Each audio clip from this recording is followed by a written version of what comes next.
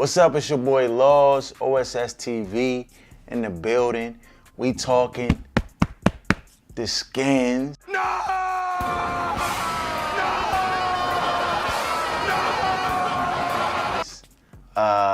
And just what's going on at Redskins Park.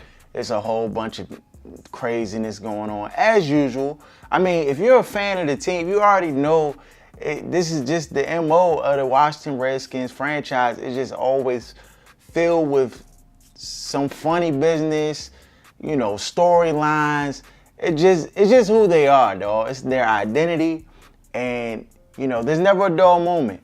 So this week we find out that Jay Gruden has not been involved in the free agent signings, and we don't know to the extent, but we know it's been reported that, you know, the whole Landon Collins being brought to DC was something that Jay was not privy to, and he had no clue, and it was just basically sprung up on him through you know, a text message from his friend or social media, and that's how he found out.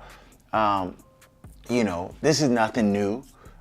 We've had the reverse. Doug Williams brought AP onto the team last year and didn't tell Bruce and didn't tell Dan, and that was, you know, news story. But I'm just saying, I'm not so overly like, oh, what has he done? What would he have done if he knew? Like, what would that change? I'm just curious. You know, people are making, like, you know, regular organizations. I know regular organizations, how they should work. But this ain't no regular organization here in Washington, D.C. I mean, it's just the facts. You know how stuff should work. Like, if you live in a building and they're going to do repairs to your windows, they should, you know, notify the tenant that they're going to make these changes to the building. But if Bama show up, they got a key. They can get in the jail and make the change. Like, what's really more, I think, apparent is that Dan is back to being Dan.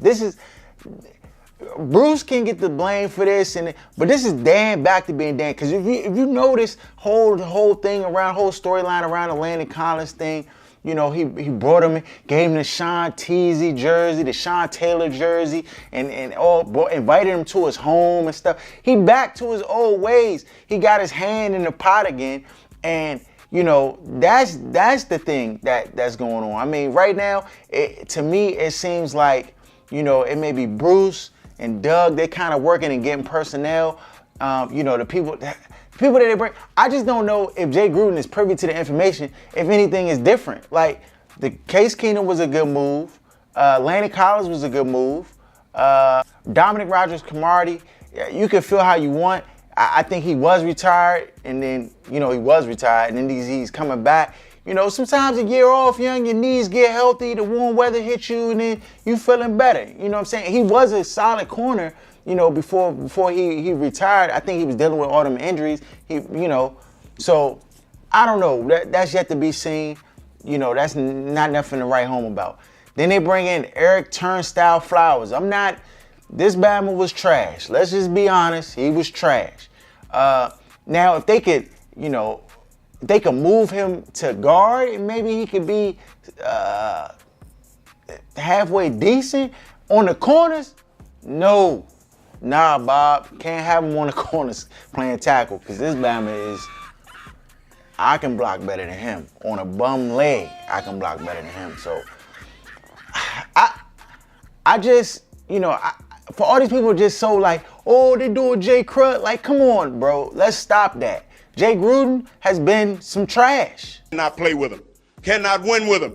Cannot coach with him. Can't do it. Like, he's been mediocre. So trash is a strong adjective. He's been mediocre. Came in 4-12. What that was, 2004. Then he was 9-7. Then 8-8. Then 8-8. Then what was he after that? 4-12, 9-7, 8-7, 7-9, 7-9.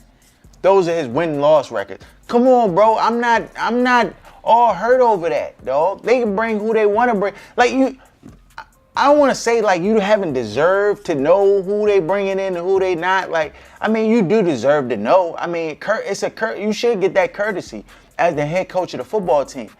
But dog, you need to focus on who you do have, and stop worried about focus on coaching the team. Have all the dysfunction that was on the team last year. Bama's coming out midweek talking about, man, these dudes, man, they don't know. They saw the indictment was on you as the coach of the team. Y'all fired other people to try to put the blame on them, but the blame really goes to you not being able to control the team and keep these players locked in and week out, having them prepared to play. Yeah, DJ Swearinger, he was going ham every week. No, that's you. That's your fault. Focus on what you can control. You know what I'm saying? They always say, you know, people looking at all the stuff they can't control. Like, oh, you know, blah, blah. You can't control what players they bring in. You might have a little input there, here and there. And I find it hard to believe that none of the decisions that are being made that you're not privy to. Now, there may be some that you aren't privy to, but, you know, why don't we hear this report when Case Keenum was signed? So maybe you had to have heard about that. So, I mean, bottom line is, this is the Redskins organization. This is the funny business and stuff that they do. Dan always had his, I mean, it's similar to in Dallas. Like, Dan wants to be in control and have control, and, you know, he got his puppeteers in place to do that. So, you knew that coming in. Did you not? Come on, Jay. You knew that. You knew what you were getting yourself involved in. You might not know the extent, but you knew. We seen all the deals that was made prior to the whole RG3 situation, Shanahan situation, the Hainsworth. Bruh, you knew what you was getting yourself into. So don't try to turn and act all bitter and, oh, I want to jump off a bridge. Come on, bro. Stop that. Stop that. Come on, man. Boy, if you don't get... Stop that. You knew what it was. So, at this point, you got options. You can leave the $5 million alone and be like, you know what? I'm going to just go ahead and step. What you could do, or you could be like, all right, I'm going to just figure out and just make it work and just do my best with what I'm given. You know what I'm saying? Because you know how the league works. You could go 1-18. Don't even matter. You're going to have a job next year doing coaching, doing offensive coordinator somewhere, even head coaching possibly. Who, you know, if Charlie Casserly has a job, then you straight. You don't got to worry, bro. So, I mean, that's what it is, man. You know, it's my team. So, you know, we rocking with it. But like I said, follow us on at OSS980 on IG, Other Side of Sports. You can check out the podcast. We are doing draft, quarterback analysis. Word on the street is quarterback. The Redskins are looking at quarterbacks, and I pray that they don't get a quarterback in the first round. There's too many other needs, you know, that the team has. They need more cornerbacks. They need edge rushers. They need linebackers. You know,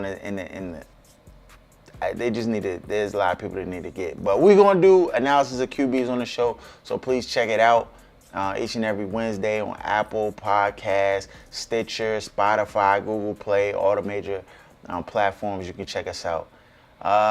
And it's your boy Lawz signing out. I'm out.